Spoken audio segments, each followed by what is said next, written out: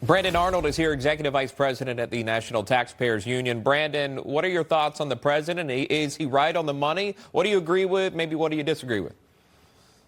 Yeah, I mean, I think the president is doing his job. He's the economic cheerleader in chief, and he's out there selling the U.S. economy to investors. And certainly there are a number of indicators that we can look at that are very positive for the United States, the stock market being one that receives a lot of attention. Stock market is booming. But I don't think when you look at the polls that the story is quite so rosy. There are some mixed things happening in this economy. Certainly the labor market is not where we'd like it to be. It is softening, and that is actually putting downward pressure on wages. That's what's causing a lot of the affordability crisis, even as we've seen a moderation in inflation.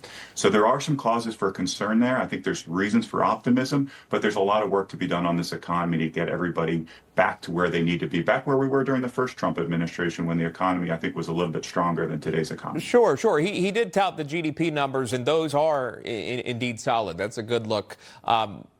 Speaking of looks, let's talk about inflation. You mentioned that the CPI number came out. It showed that inflation has stayed steady at about 2.7%. And you can see the mapping here on your screen. And just kind of hone in for our viewers of where it stands. The president also reacted to the CPI report. Here's that. We'll be talking about how well the economy is doing. As you know, the inflation numbers just came out, and we have very low inflation, so that would give Too-Late Powell the chance to give us a nice, beautiful, big rate cut. I mean, that's the point, right? So you've got the CPI number didn't go up. It's remaining steady. Does that indicate to the Federal Reserve, even to the Fed chairman, that they could cut rates?